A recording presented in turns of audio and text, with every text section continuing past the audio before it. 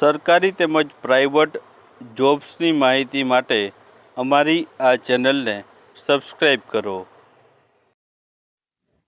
તો નમસ્કાર દર્શક મિત્રો, સ્વાગત છે તમારું અમારી આ યુટ્યુબ ચેનલમાં. તો મિત્રો, આજના વિડીયોમાં આપણે છે હાલમાં ફોર્મ ભરાતી હોય તેવી 7 સરકારી ભરતીઓ વિશે વાત કરવાની છે. મિત્રો, ફેબ્રુઆરી માસમાં જે ભરતીઓ ચાલી રહી છે તે સરકારી ભરતીઓ વિશેની માહિતી જોવાના છે. આમાં મિત્રો ટોટલ છે 53,000 પ્લસ જગ્યાઓ રહેલી છે. અને જે લાયકાતની વાત કરીએ તો ધોરણ 10 પાસ, સ્નાતક, અલગ અલગ લાયકાતવાળી ભરતીઓ છે હાલ ચાલી રહી છે. તો આ વિડીયોમાં છે તેના વિશે માહિતી મેળવવાના છે. તો વિડીયોમાં છે અંત સુધી બન્યા રહેજો. તો ચાલો આપણે વિડીયોની શરૂઆત કરીએ. તો પહેલી જ અને સૌથી મોટી ભરતી છે મિત્રો, તે ઇન્ડિયન પોસ્ટ વિભાગમાં જે ભરતી આવેલી છે તે જે ભરતી રહેલી છે, જેમાં આપણે વાત કરીએ તો પોસ્ટનું નામ છે ડાક સેવક, બ્રાન્ચ પોસ્ટ માસ્ટર અને અસિસ્ટન્ટ બ્રાન્ચ પોસ્ટ માસ્ટર માટેની પોસ્ટ માટેની ભરતીની જાહેરાત છે તે બહાર પાડવામાં આવેલી છે.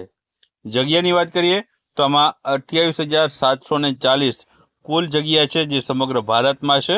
ગુજરાતની આપણે વાત કરીએ તો ગુજરાતમાં 1800 પ્લસ જગ્યાઓ પર છે જે આ ભરતીની જાહેરાત બહાર પડેલી છે.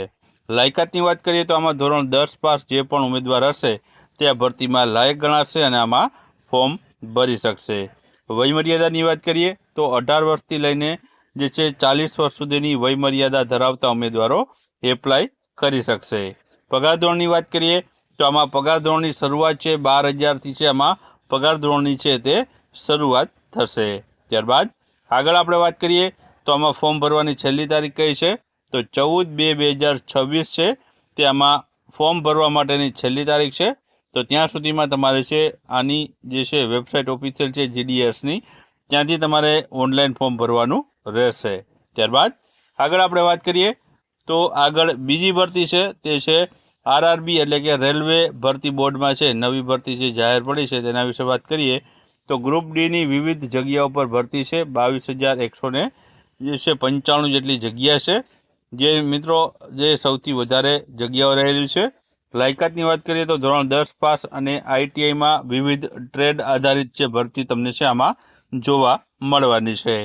વયમર્યાદાની વાત કરીએ તો ઓછામાં ઓછી 18 વર્ષ અને વધુમાં વધુ 33 વર્ષ સુધીની વયમર્યાદા ધરાવતા ઉમેદવારો છે આ ભરતીમાં લાયક ગણાય છે અને ફોર્મ ભરી શકશે.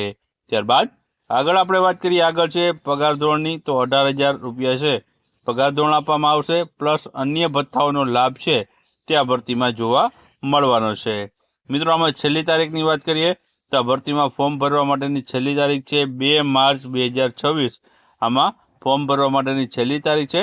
તો ત્યાં સુધીમાં રેલવે રિક્રુટમેન્ટ બોર્ડની ઓફિશિયલ વેબસાઇટ ઉપર જઈને તમારે આનું ફોર્મ ભરવાનું રહેશે.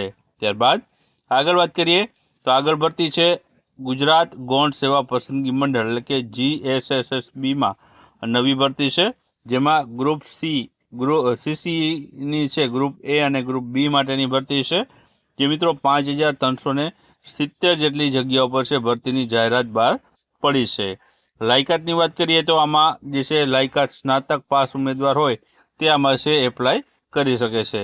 વયમર્યાદાની વાત કરીએ તો ઓછામાં ઓછી 20 અને વધુમાં વધુ 35 વર્ષ સુધીની વયમર્યાદા ધરાવતા ઉમેદવાર એપ્લાય કરી શકે છે. સાથે સાથે મિત્રો આમાં છે અનામતમાં જે પણ ઉમેદવારો આવતા હશે તેને છે વયમર્યાદામાં છૂટછાટ મળવાપાત્ર થશે. પગાર ધોરણની વાત કરીએ તો 40,800 જેવો ફિક્સ પગાર ઉપર છે ભરતી કરવામાં આવશે. એટલે કે આમાં મિત્રો છે અલગ અલગ પોસ્ટ માટે પગાર ધોરણ અલગ અલગ રહેશે. મહત્તમ પગાર ધોરણ તમને અહીં જે છે જણાવવામાં આવેલું છે 40,800. ત્યારબાદ છેલ્લી તારીખની વાત કરીએ તો ફોર્મ ભરવા માટેની છેલ્લી તારીખ છે 20 ફેબ્રુઆરી 2026. ત્યાં સુધીમાં તમારે છે ઓજસની વેબસાઇટ ઉપર જઈને તમારે આનું ઓનલાઈન ફોર્મ છે ભરવાનું રહેશે. ત્યારબાદ આગળ વાત કરીએ તો આગળ ભરતી છે ગુજરાત જાહેર સેવા આયોગ એટલે કે GPSCમાં વિવિધ પોસ્ટ માટે ભરતીઓ આવેલી છે. પોસ્ટની વાત કરીએ તો મદદનીશ, એન્જિનિયર સહિતની વિવિધ પોસ્ટ માટેની ભરતીઓ જાહેર થઈ છે. જેમાં જગ્યાની વાત કરીએ તો 279 જેટલી જગ્યા પર ભરતી જાહેર થઈ છે. જેમાં વિવિધ સ્નાતક જે પાસ હશે એટલે કે અલગ અલગ વિષયમાં જે સ્નાતક હોય તેના માટેની આ ભરતી રહેલી છે. વયમર્યાદાની વાત કરીએ તો મહત્તમ વયમર્યાદા 35 વર્ષ સુધીની છે અને આ વયમર્યાદામાં જે છે અનામત કેટેગરીના ઉમેદવારોને છે જે છે લાભ મળવાપાત્ર છે, જે વયમર્યાદામાં છૂટછાટ જોવા મળશે. પગાર ધોરણની વાત કરીએ તો 44,900 છે પગાર ધોરણ છે, પ્લસ અન્ય ભથ્થાઓનો લાભ છે આમાં જોવા મળવાનો છે. છેલ્લી તારીખની વાત કરીએ 16 ફેબ્રુઆરી 2026 છે. આમાં ફોર્મ ભરવા માટેની છેલ્લી તારીખ છે. તો ત્યાં સુધીમાં તમારે છે આની અરજી છે તે gpsc.ojas.gujarat.gov જે ઓફિશિયલ વેબસાઇટ છે ત્યાં જઈને તમારે આની ઓનલાઈન અરજી કરવાની રહેશે. ત્યારબાદ આગળ આપણે વાત કરીએ તો આગળ ભરતી છે ભારત સંચાર નિગમ લિમિટેડ એટલે કે BSNLમાં મિત્રો ભરતી છે. BSNLમાં મિત્રો પોસ્ટની વાત કરીએ તો સિનિયર એક્ઝિક્યુટિવ ટ્રેની માટેની છે આ ભરતી છે. 120 જેટલી જગ્યા છે અને લાયકાતની વાત કરીએ તો BE અથવા તો BTech ટેલિકોમમાં કરેલું હોય તે ઉમેદવાર આમાં એપ્લાય કરી શકે છે. વયમર્યાદાની વાત કરીએ તો ઓછામાં ઓછી 21 અને વધુમાં વધુ 30 વર્ષ સુધીની વયમર્યાદા ધરાવતા ઉમેદવારો છે આમાં એપ્લાય કરી શકે છે. પગાર ધોરણની વાત કરીએ તો 24,900થી આનો પગાર ધોરણ સ્ટાર્ટ થાય છે અને અન્ય ભથ્થાઓનો લાભ છે તમને આમાં જોવા મળવાનો છે. છેલ્લી તારીખની વાત કરીએ તો 7 માર્ચ 2026 છે. આમાં ફોર્મ ભરવા માટેની છેલ્લી તારીખ છે.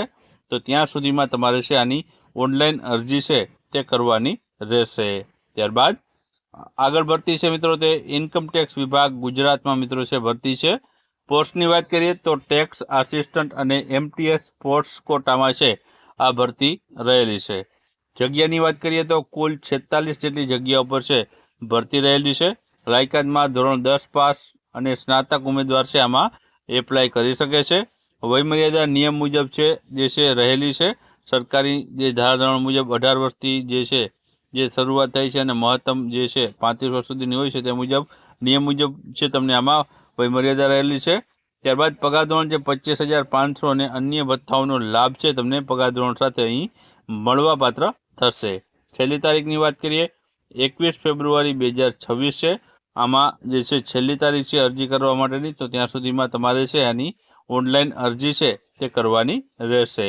ત્યારબાદ આગળ વાત કરીએ તો આગળ ભરતી છે ઇન્ડિયન નેવી છે તેમાં ભરતી છે, જેમાં પોસ્ટની વાત કરીએ તો SSC ઓફિસર માટેની આ ભરતી રહેલી છે. જેમાં જગ્યાની વાત કરીએ તો 260 જેટલી જગ્યા પર ભરતીની જાહેરાત બહાર પડી છે. લાયકાતની વાત કરીએ તો વિવિધ જે છે સ્નાતક કરેલા હોય વિવિધ વિષયમાં તેના માટેની આ ભરતી રહેલી છે.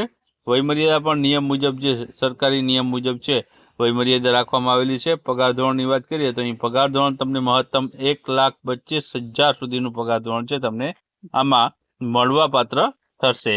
ત્યારબાદ છેલ્લી તારીખની વાત કરીએ તો અરજી કરવા માટેની છેલ્લી તારીખ તમને આપેલી છે 24 ફેબ્રુઆરી 2026. ત્યાં સુધીમાં તમારે છે આની ઓનલાઈન અરજી છે તે કરવાની રહેશે.